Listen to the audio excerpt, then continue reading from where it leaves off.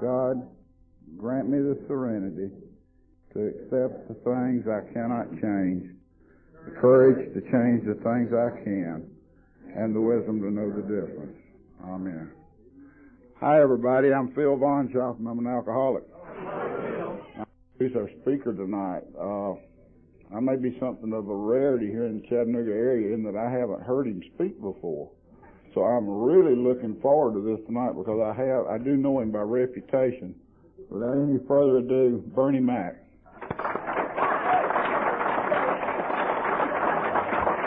Oh, you got it made. You got it made. I'm Bernie Mac, and I'm an alcoholic. Thank you, Bill.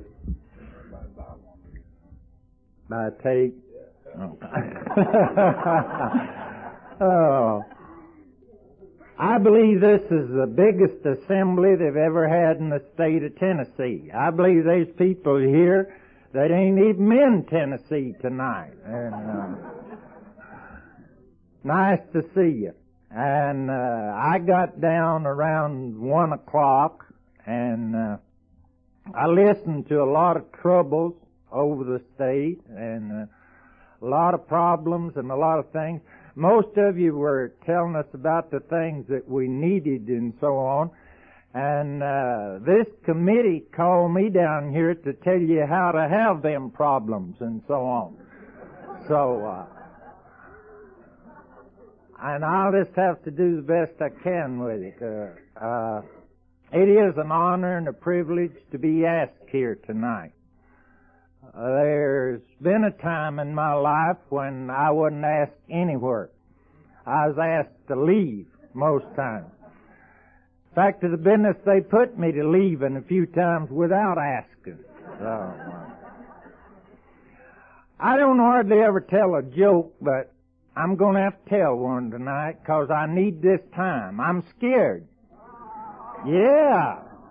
I don't know what of, I'm supposed to be among friends, but if I didn't tell you I was scared, why, I'd be lying. And a fellow that stands up here in front of this bigger crowd and don't get scared, he'll lie about other things too,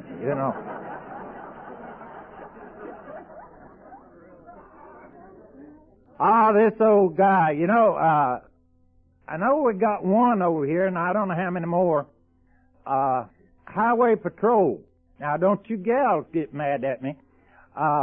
This highway patrol tried to stop this guy out here on the interstate. It's pretty popular now to stop people and give them tickets. And he got after this fella, and I've been known to get a few of them. And this guy just kept going. He turned this siren on, he kept running him, and after a while he pulled over and he'd made this highway patrol man. He said, "Why in the hell didn't you stop back up yonder?" He said, "I've been running you forever so far." Well, he said, "Listen, fella," said, "my wife run off with one of you fellers and I was afraid you was bringing her back."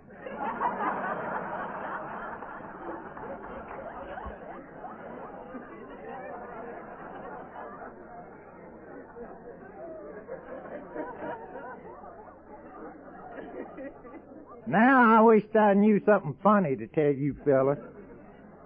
Anyway, the business part of this thing's over with, and this gets back to your old AA like we find at home or out here in the barn or wherever that we'll hold these meetings. And I noticed today from some of the places, I thought I had the dangest name in the world, but I'm not the only one. There's people here with some of the awfulest names I ever heard, some worse than Bernie Mac, and I didn't know you heard that. Anyway, I was born one time. About everybody was, somewhere, someplace, and I have to start off with that. Surely they didn't just pick me up off a stump or something out here. And I was born to a small family, real small. Had a father and a mother and one brother. And that brother and I are no more alike than if we weren't brothers. He's 7.5 years older than myself. He was up home this summer, and I was playing a tape. and he heard this where I'd told in the meeting that he was hour or two older than what he was, and he corrected me on that. So I'll have to straighten that up. He's just 7.5 years older than me, and hell, I've been telling he's 9, and that just tore him all to pieces. So, well, some of you don't believe that a fellow lives to be that much older than me anyway, but this bald head, but he is, and still living, far as I know. He and me are no more alike than if we weren't brothers.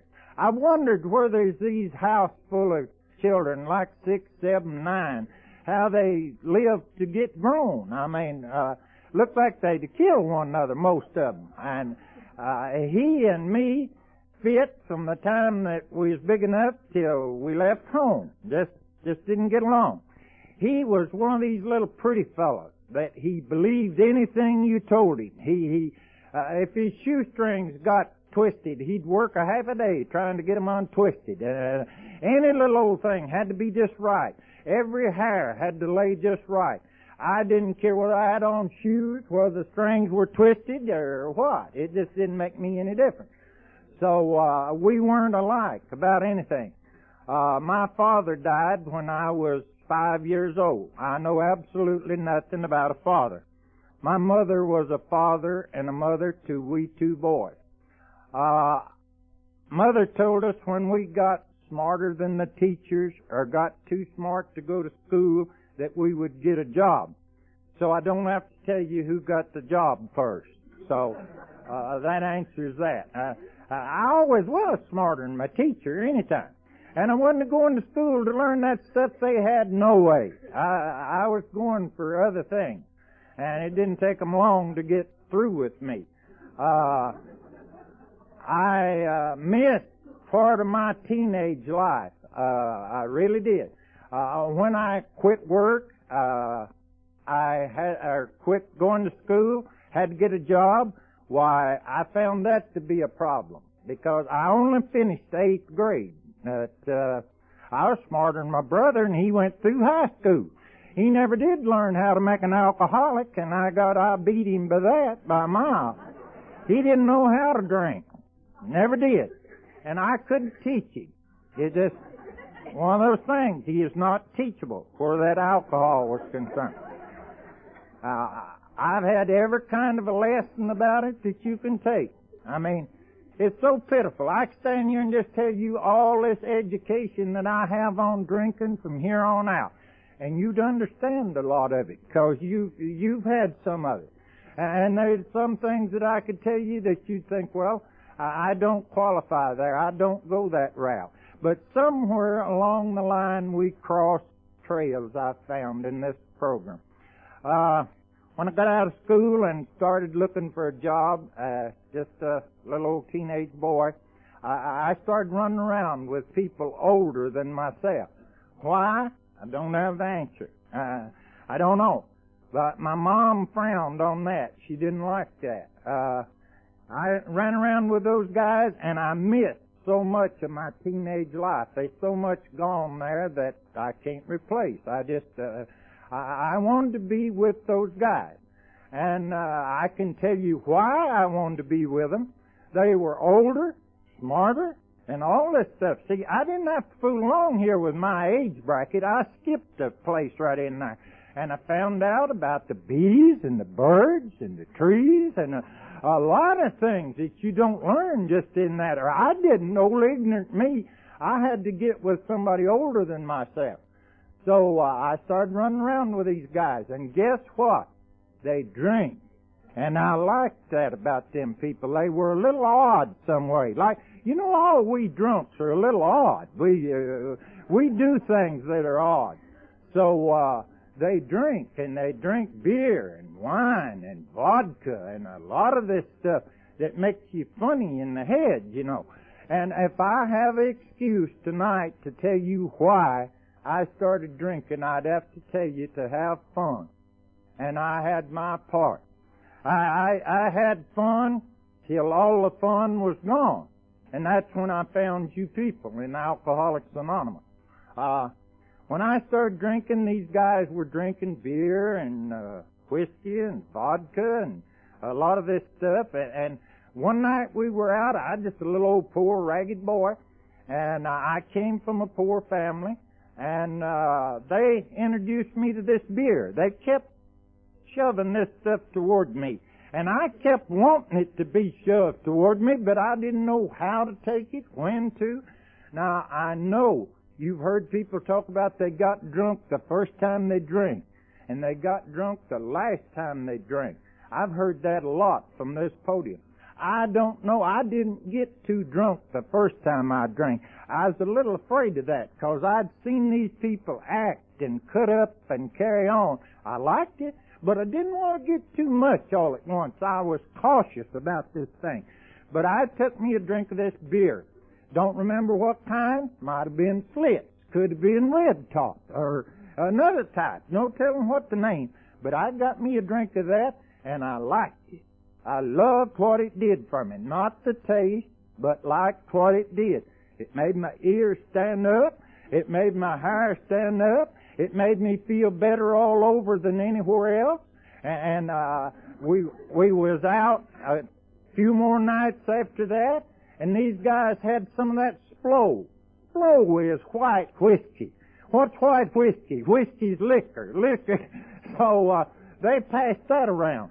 That's good whiskey. You could smell from here to the back of the house. And it was rotten. Sometimes you'd have to take a drink and run to get your breath. Have you had any of that?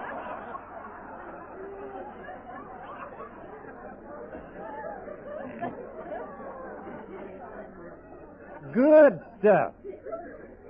So I took me a whiz of that. Glug, glug, glug, glug. God, now you talk about lightening up things. Now, I mean, it did. Found out right then what I'd been missing all my life. That white whiskey. Listen, nothing like it. Just great. Made them ears stand up higher. Made me feel like I could walk a power line. And I'm not too damn sure I didn't try it sometime. Came in skinned up pretty bad and a few times, and I'm not sure I didn't come off of one of those power lines or something. Well, I had found exactly what I was looking for. Back at that time in my life, you never heard of an alcoholic. Didn't know what an alcoholic was. Somebody called somebody that name, and we'd had to hunt the dictionary to find out what it was. Now, a sot or a drunk or a no-good SOB, I knowed what they was. Oh, all about them. But as far as an alcoholic, we didn't have none of them. They just all drunks back then. So I was running around with drunks, and so I continued that for quite a while.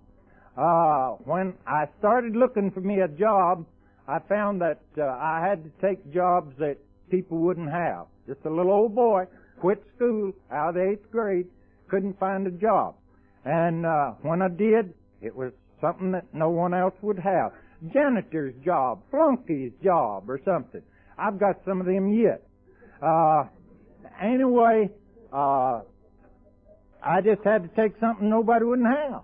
So, as a result, I started losing some of those jobs, quitting those jobs, and so on early. If I got one, I could never be satisfied, never pleased with none of those poor paying jobs that I could do without an education. So, when I'd lose a job and a place over no bigger than Athens, Tennessee, gosh, that's where I'm from. Anyway, I'd go to ask about a job, and they'd want to know what happened over at the other place. Well, a small town, if you don't know, let me tell you, they know all about your business. Every employer knows all about who you've been working, what you've been doing. And so at this part of my life, these people where I work, they'd take this old coffee and Coke and stuff in their lunch, for their lunch, and to drink Coke and stuff in there. And right soon, I decided if they could drink Coke and coffee and stuff in there, what'd be wrong taking a little slow in there? It'd make me feel good. So I started doing that, and right off, they started sending me home from these factories and things. Now, that was early in my drinking. I didn't have a problem then, or if I did, I didn't know it. And not too many people knew it. But they'd send me home, and a lot of times they'd say, you go home. I cut cloth at a manufacturing company where they made upholstery. And I cut the upholstery for the chairs that they put out. And anyway, I was the only cloth cutter they had. And I don't have to tell you a lot about that. It wasn't long till I thought there wasn't nobody in the world could cut that cloth but me. There wasn't no such a thing as that nowhere else in the United States but in Athens, where they had a cloth cutter. And I thought if I drunk a little in there, what'd be wrong about it? They couldn't get nobody else to cut that cloth. So here I am. So I kept drinking. They kept sending me home, and they'd send me home to rest. And sometimes it'd take me 2 or 3 days to get rested. And sometimes while I was getting rested, I'd get arrested. Have you ever been there?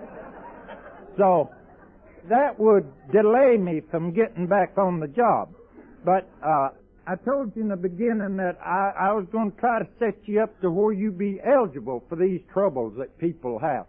So anyway, wasn't long until me and this guy, he was a non-drinker. He didn't believe in drinking, no way. Anything you did was fine, but if you drink, you was one of them bad boys. So he'd send me home, and he'd come get me, and he'd have me put in jail, and he'd come get me, and we got tangled up, me and this guy. And I got to where I couldn't tell whether he was getting me out or putting me in. And I'm not too sure he knew. But, well, next thing you know, they had gotten rid of me. Don't ever quit or let them fire you without you have another job someplace. Next thing you know, he let me go home to stay. So the factory went right on. They did better without than they had been with. And me hoping every day that thing had closed down. You know, I wanted that thing to shut down right there, because they wasn't supposed to have no one as good as me. So as a result, I started out hunting more jobs. Along about this time, I started getting in jail. Now, I didn't find out till I got to you people that when the police start putting you in jail, you become gettable. You know, that's the first thing you told me. You said, well, if they ever start getting you and putting you in jail, why, you become gettable. I thought, hell, I'd just been getting in jail. That's all. But you people told me that we become that way. So I believe that. I think that when they started putting me in jail, why, they started picking up. The getting in jail commenced getting more of it, and it was harder to get out. Now, getting in jail ain't no requirement for membership, but it helps you a lot to know where you came from.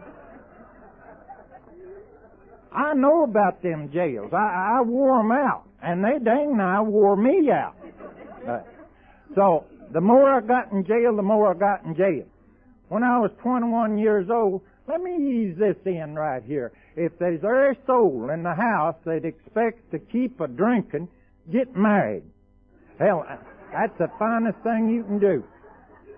Well, it just gets more people involved and more people. See, there'll be one bunch over here telling you how not to do, and there'll be one bunch over here telling you better do, and then you just get them all fouled up till nobody knows what they're doing, and there's more people involved in this. So it causes more excitement. You have a whole lot more fun. Told you in the beginning that I drink to have fun. I did. And I wanted other people to have fun, lots of fun. And if they couldn't create it, I'd help them. So I got married when I was 21 years old. And this little gal knew I drank. She didn't know how much. Didn't know that I got drunk. Didn't know that I'd drink all I could get. Now, when I turned over into alcoholism, I can't tell you. I don't know whether I was born an alcoholic, just grew into being an alcoholic, or what happened, but I'll guarantee you I'm an alcoholic. I've been there. I qualify for this thing. So, anyway, how do we get there? Why, it's just good to be here, ain't it, among people to help. So, well, this old gal didn't know what she'd stepped in, so she lived with me just as long as she could. We had 3 children born.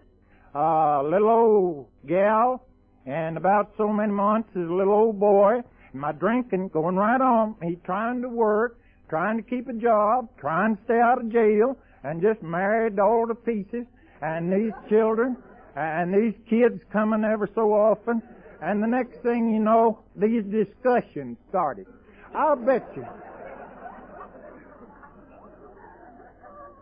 Any of you people ever got into these discussions at home? Yeah. See, a lot of you shaking your head. They're interesting, and you drunk, to iron these things out. A lot of times, me and this wife would get into these discussions, and of course, in the end, she'd win. I'd say, well, sure, you're right. I just have to straighten up. I'm not going to do this anymore. I know you've been through that. To get her to hush, damn it, just tell her anything. Anything. So, I said, hon, this will stop. Everything's going to be all right. We'll not do this no more. So, she'd hush, and I'd hush, and we'd hush. And the next thing you know, same old thing over and over. And I'd get in jail. I'd have to go back to work. I lost lots of jobs. It's just hard to stay drunk all the time and navigate. Now, I'll tell you this, and keep up a family. I kept that up until these 3 children were born, and my wife finally enjoyed all this she could stand, and we came home, or I did, for a discussion one night, and we finally just ironed this thing out. She said the best thing she could do was just take the children and go. And I said, well, if there's no other way, well, fine. But I wish there's some way we could iron this out. And she said no, she was gone. She'd enjoyed all of it she could stand. And so she went away and taken those 3 kids. And I thought she won't be gone long, because she'll not take them back to Dad and Mom. They're not going to raise those children. And she'll be back in a little while. I was fooled. She got a divorce, and in getting a divorce, I had to pay alimony on those 3 children until they were of age or married or whatever. So that old gal went on her way, taking the children, and from this time in my life, things started getting bad. And I mean, pretty bad. I thought, well, here it is. I'm not going to have to listen to those babies cry. Not going to have to buy medicine. Not going to have to do this rocking chair blues when they're crying. There's just a lot of things that I'm going to get out of here. But I'll tell you, I got into more than I'd ever dreamt that was ahead of me.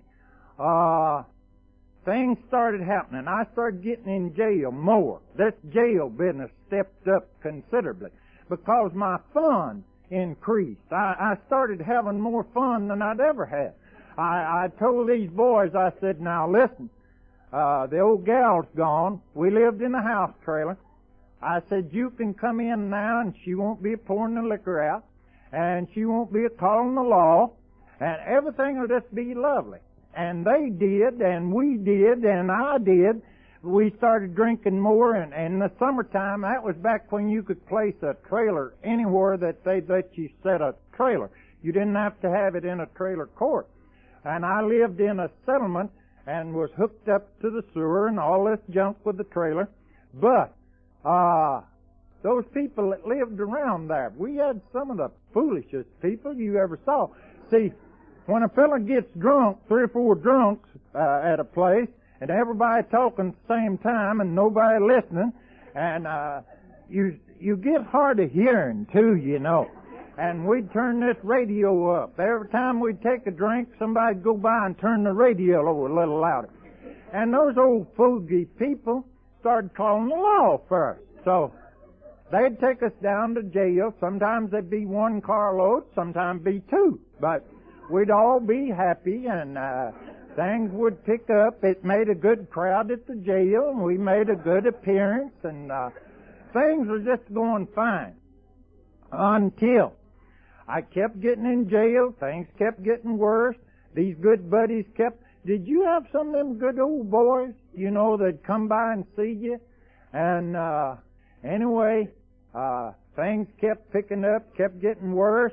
My jobs wasn't getting any better. But I had picked up a little on this getting loaded in these police cars.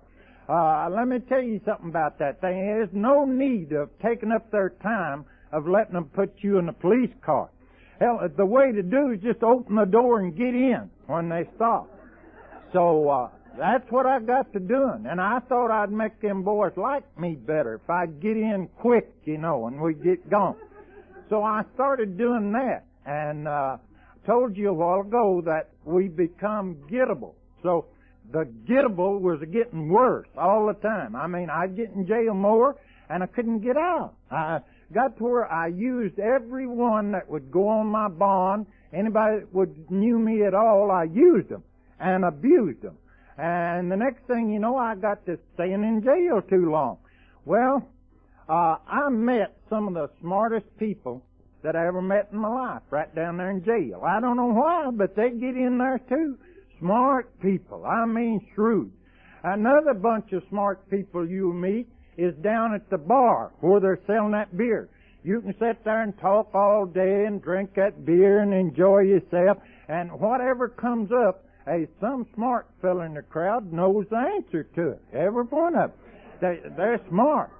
So I was one of them smart people sitting there drinking that beer, and when I got in jail down there one time, I questioned this thing. I said, boys, there's going to have to be something done. I said, I'm getting to where I'm not having any trouble getting in jail at all. Just more. But I can't get out.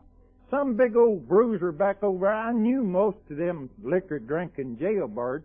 And one old fellow over there said, listen, you know what your trouble is? I said, I just know what they tell me when they put me in here. They say I'm drunk. He said, yeah. But he said, those police dread a whipping just as bad as anybody. And I said, what? And he said, yeah.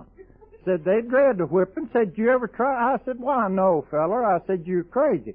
And he said, no. Said, if you whip them birds, they won't bother you. They just won't bother you. Said, they dread the whipping. And I says, well, I'm not in the business. I'm not interested. There's something wrong with you. And long about this time, I'd gotten to where I'd drink anything. And when I tell you anything, I mean anything. I mean shoe polish, extract, rub alcohol.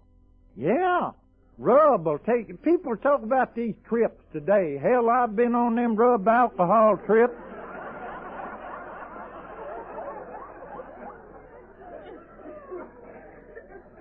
That rub will send you away. You won't know when you got back, who you seen while you was there, and nothing. I mean, it's enjoyable.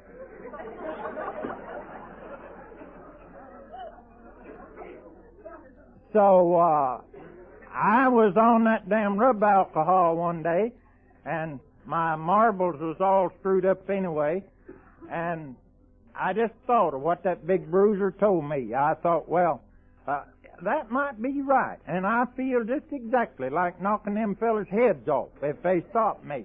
Well, out there on the street I got, and here they come. Now, there's a few things in my drinking that I forgot. There's some things I don't know about to start with. But here's one thing I'll never forget if I live to be 100. They drove up. There's two of them in this patrol car. Never forget it. and this crazy rub alcohol was in my head and in my belly and all over me. I was just full of it. And I felt good. And they drove up, and I told you I'd been getting in without any problem. They drove up, and they said, "Get in, Mac." And I said, ain't a-going. So one of them said to the other and said, "Well, what's the matter with him?" He said, "I don't know." The one that wasn't driving got out, come around there to where I was, and I was getting set to knock that head off. I was just going to knock it off right along there. Just slap off. So I never could fight myself out of a paper bag when I was drunk. But I thought I could. And I'd get whipped every time I fooled with anybody.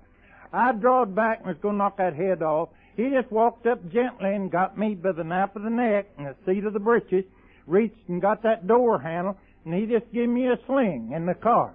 If the other door had been open, I'd have went plumb through it. Never would have touched anything if that door had been open. But that door caught me, this old bald head, and I fell down on the floor, and God, that made me mad. I mean, I was mad. I got up from there, and there's two of them, and there's a screen between me and them, and I told him what kind of a feller it took to treat me like that. I said, "Listen, you like to broke my neck." He said, "You ought to got in." We went on down to the jail. A jail in Athens, Tennessee is not as big as it is in Chattanooga, Tennessee. But when we got down there, back in those days, why, they had this fellow that carried this ring of keys, and he stayed over behind the counter, and there was a little pigeonhole place here that you put your stuff through here to the jailer. And he said, "Mac, put your stuff in here." My stuff was a broke-bladed knife and a pack of Camels, part of a pack. And I slid them through there, and about that time I looked around, and here another police come with another drunk, just like me. Well, before I could think, he had me angry from throwing me in that car. I just slapped that police right in the face, and his cap just over in the corner. Worst mistake ever made in my life.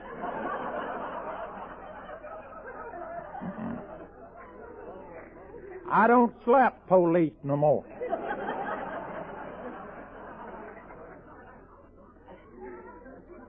They busted my lip from up here down. They cut my head wide open.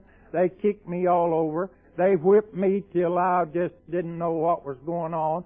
Woke up same place, same station, with that same son of a gun that told me to whip them. So I don't whip police tonight. If one was to come in there and ask me to go with him, you'd have to get you another talker up here. I'm ready. I'm sitting on go. Well, I can stand up here and just tell you one one experience right after another. But there's no need to that. You know how we live. You know what we do. We are no telling what we'll do. So that's some of the things that happened to me, and kept getting worse, kept drinking more. This old gal that I'm married to now, I met her up north of Athens, Tennessee, when before they had the interstate. She had worked in the hosiery mill, and she had stopped at this place to have a beer, her and the lady that worked with her. And me and this guy that had been drunk for about a week had had lots of beers, and we stopped in this place, and I met my wife there at that place. I'd been going in there a lot, and this guy that was driving me, or we were drunk together, we went in there and sat down, and I asked him, that good music was going on back there. I loved music when I was drunk, didn't you? And that good music was being played, and I asked the people there if I could go back there in the back. I seen them gals back there.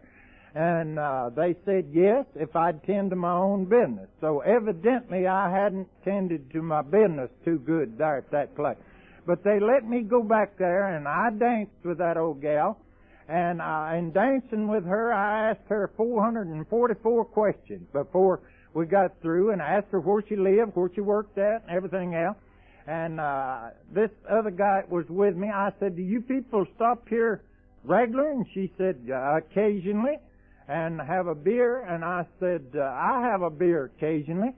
And I was drunk then. And she said, well, I asked her, me and this guy drive her on up to the little place above there called Nyota, like 6 miles above or something. And she asked a crazy question. She wanted to know who was driving. What did it make any difference who was driving? She knew I was drunk. That's the reason she asked who was driving. I said, this other guy's driving. I don't even have a car. She says, okay. So we drove them on to Nyota, and as we went up, I said, could I come back to see you another time? And she said, yes. Said, but I hope you're not as drunk as you are this time. Well, she didn't look near as well after she said that, because everybody was on my case at this time. Doctors had tried to help me. Lawyers had tried to help me. In fact, there's been this, they kept me from going to Brushy Mountain a time or two. Lawyers had. And different people had talked to me, and they'd say, Max, you're a devil of a good old boy, but you drink too much. And when I'd ask about a job, people would say, I'd hire you, but you drink too much.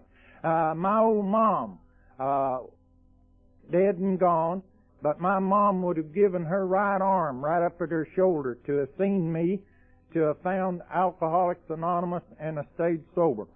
You know, my mom died before I found this program of Alcoholics Anonymous. And they tell us to not look back too much or not get too far in front. I could study about that thing, how much my mom prayed for me and how much she asked people to help me and how much she tried to help me herself, and it could get me in trouble. So I don't study about that too much. I believe tonight my mom's in a place where she knows. You believe what you want to. I believe she knows where I'm at and what I'm doing tonight. I honestly believe that with my heart. And anyway, I kept drinking, kept getting in trouble, kept going to see this old gal up at Nyota. Sometimes I'd go see her and she wouldn't let me get out of the car. Sometimes she couldn't keep me in the car. I'd just fall out.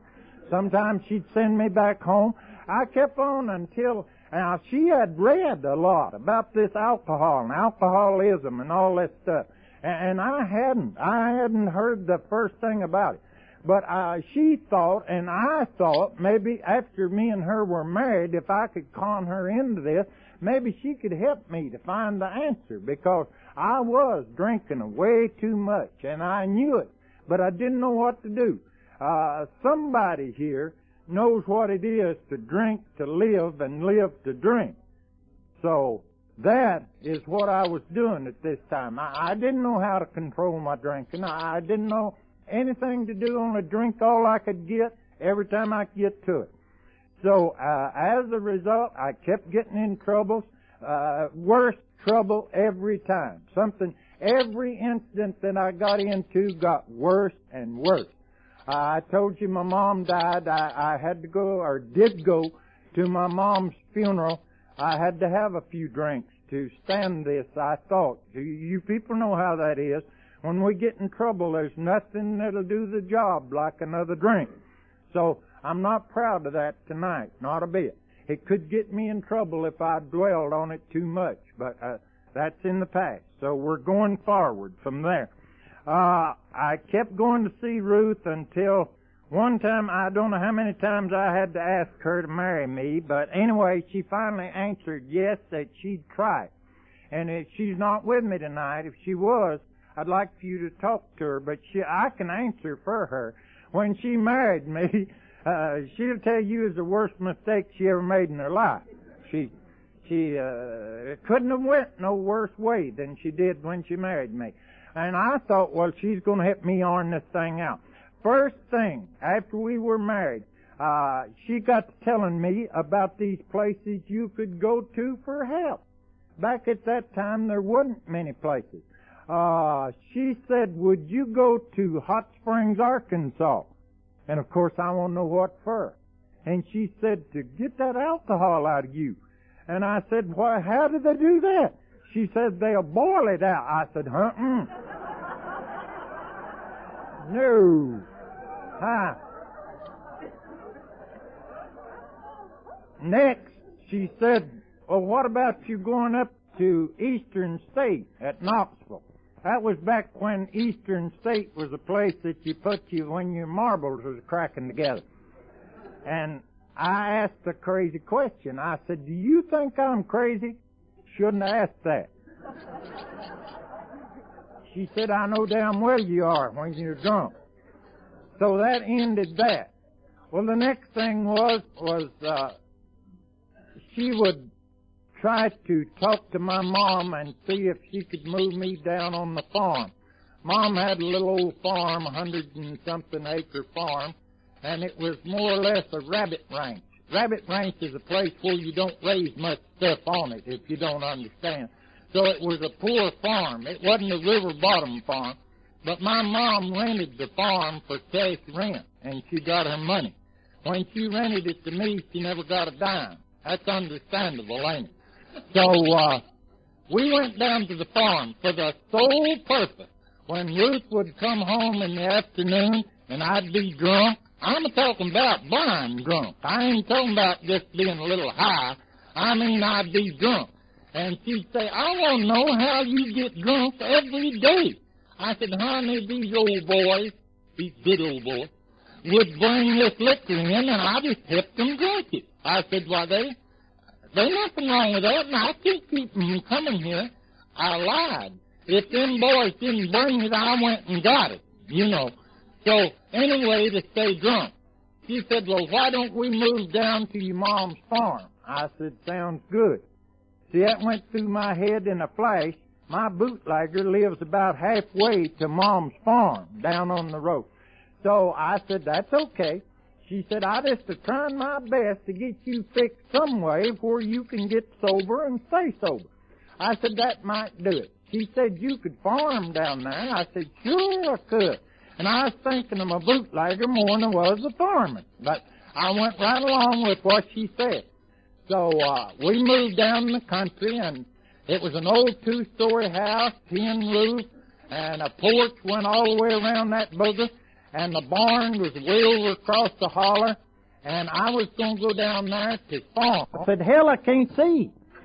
So those bugs had come out of the wall, great big old things with them feelers, you know, and they'd look at me, and I was afraid of them darn things.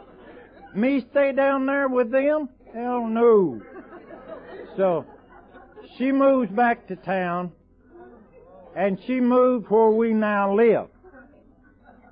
She made a down payment. Of course, I tore up the tractor, I tore up the truck, I tore up everything on the place, hauled the cattle till they died, just messed up everything down there. So when we moved back, or she moved back, she went by the courthouse. I don't believe they ought to have a courthouse. She went by the courthouse and she filed papers for a divorce. And in filing these papers for this divorce, she got a thing called an injunction. Now, them injunction things is dangerous as a cocked pistol. They'll get you in jail quick, I know. She moved where we now live. She got this divorce. She put me out.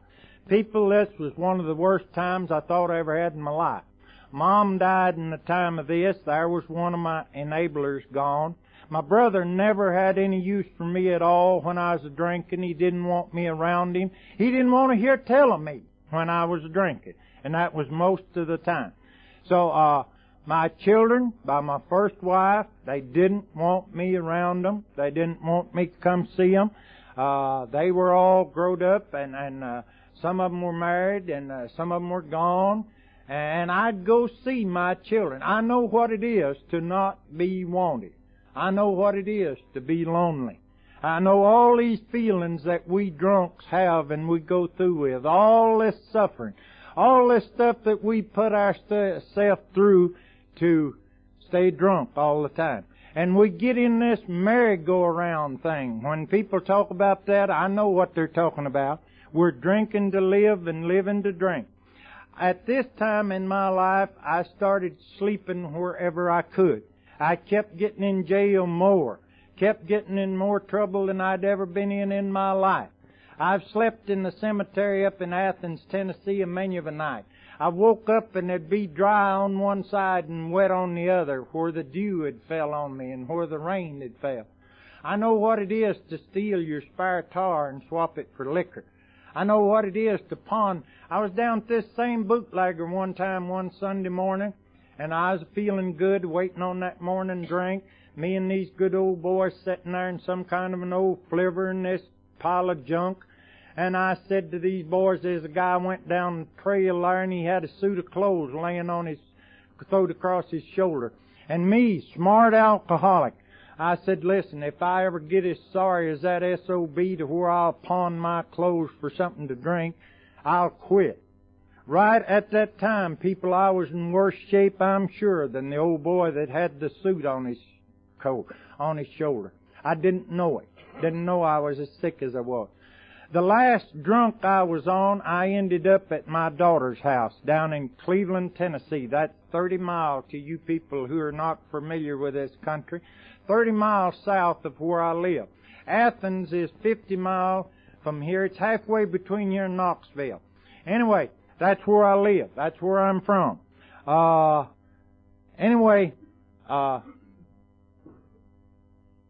my train of thought. I'll be back in a minute. Anyway, I ended up at my daughter's house.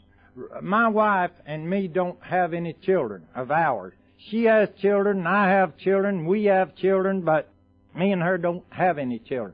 Okay, I ended up at my daughter's house down below Cleveland, Tennessee, and I had to have some help with this. I don't remember a lot about this. I don't know how long I've been drunk. I know I was driving one of these little wall-eyed Volkswagens with its eyes turned right straight up. And it didn't have many more eyes than them two to look with either, because most of the glass was out, and I had slept in that Volkswagen, on it, round it, and through it, and it was air-conditioned all the time, because it'd been turned over enough there wasn't no glass left in it, and which was good. But about the only time we got in the roads when we crossed it from one side to the other. And I ended up at this daughter's house, and I knocked on her door 2 o'clock in the morning. I don't know where I'd been, where I was going, or nothing else. But she come to the door, and my daughter, and she said, come in. And she said, oh, God, Daddy, again. I said, again what? You know, I'd ask these crazy questions. We're pretty damn dumb. And I said, again what? And she said, drunk again. I said, yeah, I've been drinking. She said, just ain't been drinking, Daddy, you're drunk. And she asked me in, and she said, Daddy, you can sleep on the couch. Well, that's better than sleeping on that slab up at the Crossbar Hotel. And it was better than sleeping over in the graveyard and laying my head on one of them tombstones. Fred K. told when I came to Alcoholics Anonymous that I had born in 1918, something else died and something on my back where I'd slept in the graveyard.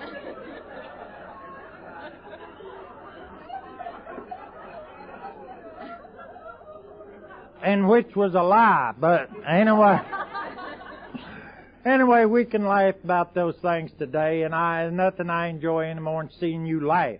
But at the time, that was not funny to me. This hell that we put ourselves through is not fun at the time, I guarantee you. This daughter told me the next morning, she said, Daddy, what would you like for breakfast? I said, I'd like a beer. She said, no, now, there's no beer here, and if there was, I wouldn't give it to you. I said, okay. And she said, would you like an egg, oats, or what? You know, like human beings eat. I wasn't used to that. And I said, honey, I don't want anything. I mean nothing. She said, you're a sick man. Said, you're almost dead. At that time, I might have weighed 90 pounds soaking wet. Anyway, she said, there's a piece in the paper down here at Cleveland, Tennessee, that it says, if you want to drink, that's your business. If you want to stop drinking, that's our business. And she said, Daddy, call this number. Said, there's a number here. I said, I don't call numbers. Now listen close. This is my daughter. she said, I said, I go see people. And she said, you go see people that don't want to see you. And I got the message. I was at the place right then where I wasn't wanted. And she said, call them, Daddy, please do. Said, you're about dead. I said, I'm not calling anybody. She said, I will. So she dials this phone. And she say, it's my daddy. Said, he's been drunk for years. Said, he's here now. Said, no, he's crazy as a bat. Said, yeah? Said, I don't know whether I can keep him here or not. Said, okay. She hung up. My daughter said, that's the sweetest talking woman I ever heard. Well, you heard my experience with women. You know what I thought. All these women, just, they messed me up bad. So, anyway, there's nobody could help me, see. So, in a minute, there's a big old car drove up there. Back at that time, it was an old four-door Dodge or something. I don't know what this thing was. No long-hooded, square-built thing. You know how they used to build them? They wasn't pretty and sleek like they are today. Just an old square-built thing. I'm not sure it didn't have wooden spokes. But anyway, in this car was Elmer R. There's people sitting out there tonight that remembers Elmer R. Elmer Renter. Elmer's dead and gone on to that big meeting, but he was my sponsor, one of them. Elmer was in the car. Billy McDarris. Billy's dead and gone. Billy died on a 12-step call about a year after I found you people. But they came out there to make a 12-step call on me. My daughter knew both of them, called them by name. Now, that got me a little funny, too. I thought, wonder, she lets on like she's crazy, and yet she knows these people? What's going on here? And I thought, why would she know their name? And, well, she had insurance with Billy McDarris, and her husband worked out at Brooklyn Wholesale Company with Elmer. That's how she knew him. So I didn't know that. See, I was in the dark. So I thought, God, do you reckon she's hooked up with a Ku Klux or something? I don't know what this is, that they're coming out here messing me up. At this time, I didn't know straight up. So they talked to me a while and asked me if I needed help. And, of course, I told them I needed a drink. And they said they wasn't there for that. They said, we're out here to talk business to you. I said, all right, bust loose. So they started telling me how long they'd been in AA. One of them said he'd been sober 8, 9 years. Other than been sober 5 years or something. I thought, good God, how in the world does people do that?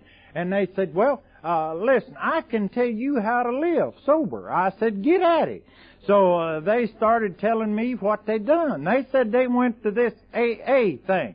Well, I got that tangled up and put an extra A on the end. And I thought, well, that's an automobile association. And where would that help me at? See, I was crazy. I'd had too much of that rub. So, anyway, they talked on, and directly they said, would you go to a meeting? I said, what kind of a meeting? And they said, an AA meeting. I said, where? They said, in Athens, Tennessee. I said, why, yeah, I'd go to it, but what are they going to do to me? They said, they're not going to do anything. I said, what the hell's they need of going if they ain't going to do anything? They said, well, now listen, they'll talk to you. You've got a choice. Said you can get drunk before you get home. And people didn't know I didn't have no home. You know, I could have got drunk before I got home, because I sure didn't have nothing but the graveyard up there. It was the closest home I had. So, I said, I'll try this thing. But now I said, listen, if they get around my neck like them Baptists used to when Mom made us go to church, I'll leave them. I said, I'm nervous. Hell, looky here. I was just shaking all over.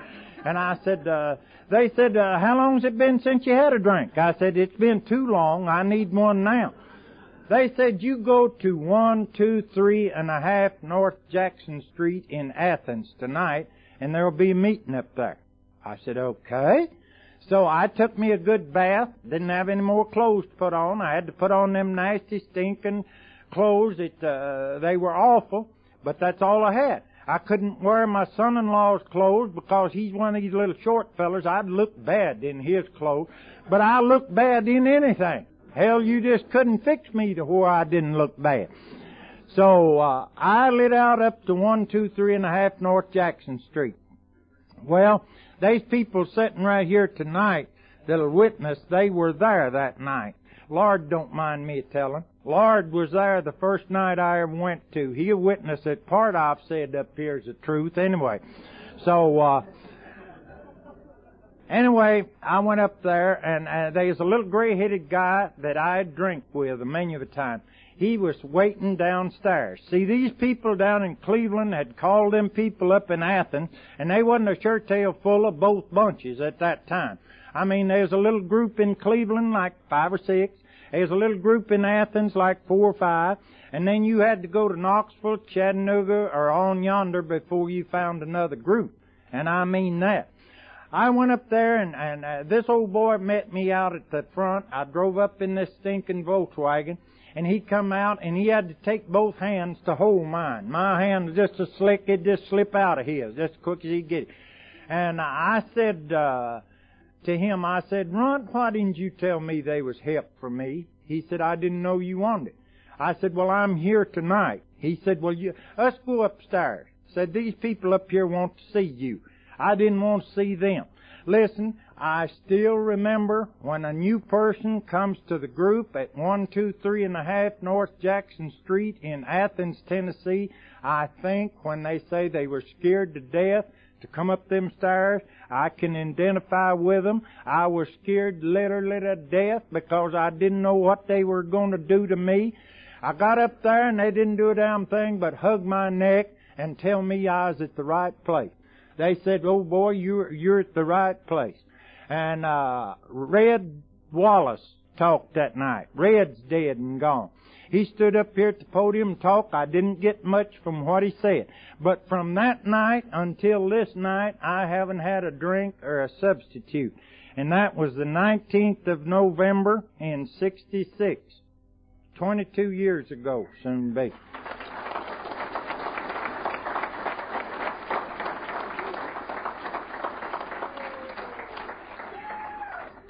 I need to be cheering you people, not me, because you are the cause of me being here tonight.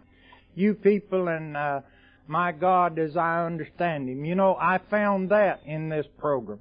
I didn't have a God of any understanding when I came to you people. I was bankrupt in every department, physically, mentally, and spiritually.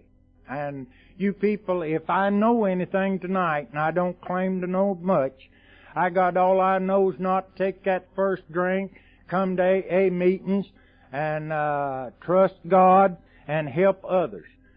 Tonight, if I haven't helped a soul down here, I'll guarantee you it's helped me getting up here. A little old guy took me on, and he said, I'm going to take you on as a project. You never hear that no more.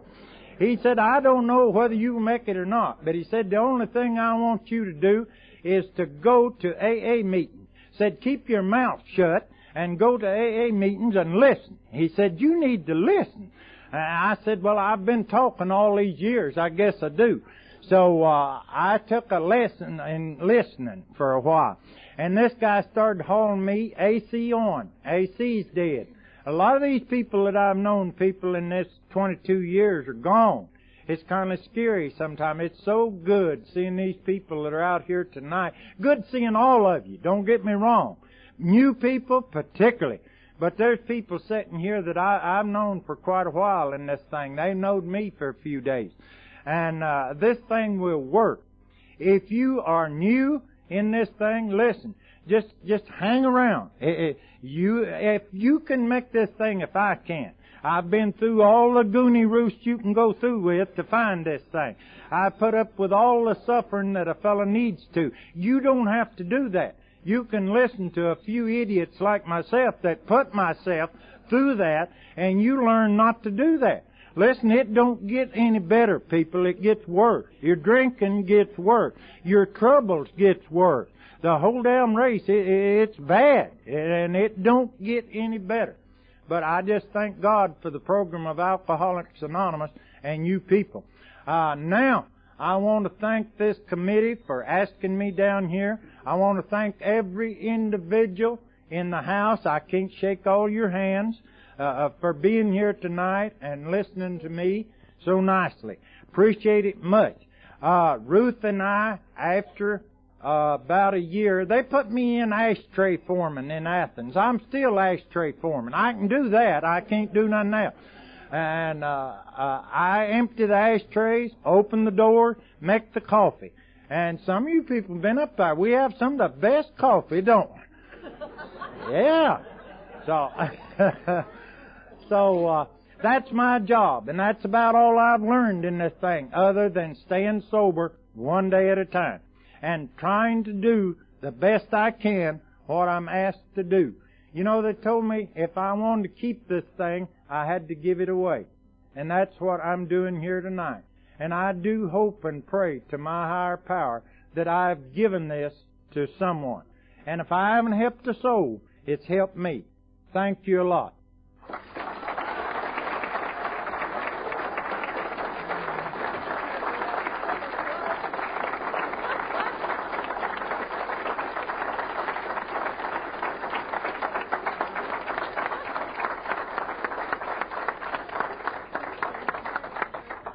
Thank you, Bernie. That was a real treat. A real treat. One more little thing, and then we'll adjourn this meeting. Some people asked me this afternoon if they could do this, and I just almost overlooked it. I left my notes in my room, but we got a special presentation to make tonight that is another real treat. So, like I said, I left my notes in the room. I don't even know whose name I'm supposed to call on here. From Clarksville.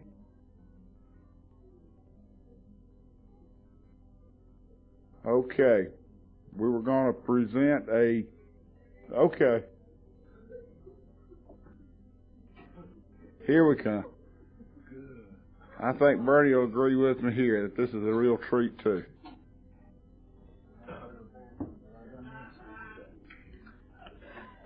Hello, my name is Ricky Sellard, and I'm an alcoholic. Hi, Ricky. Tonight, a very close friend of mine, celebrating 1-year birthday tonight.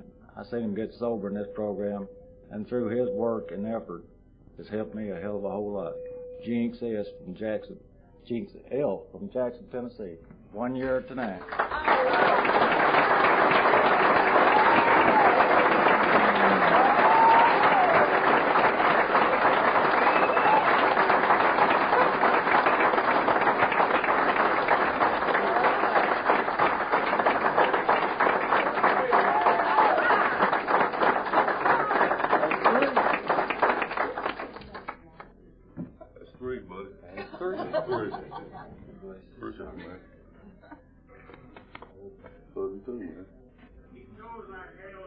He ain't that true.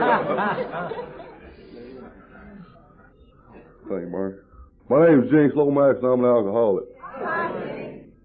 366 days ago, I wasn't sober. I wasn't drinking no rub, but I was pretty bad shape. With the grace of God, the program Alcoholics Anonymous, I'm sober today, and I'm grateful for that. Thank you.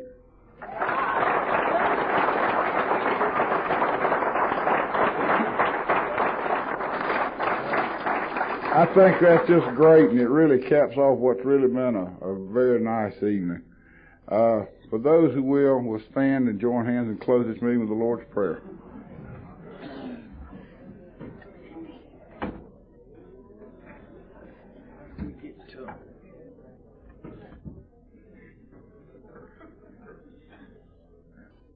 Father, Our Father, who art in heaven, hallowed be thy name. Thy kingdom come, thy will be done, on earth as it is in heaven. Give us this day our daily bread, and forgive us our trespasses, as we forgive those who trespass against us. And lead us not to temptation, but deliver us from evil. For thine is the kingdom, the power, and the glory, forever and ever. Amen. Keep coming back. It works.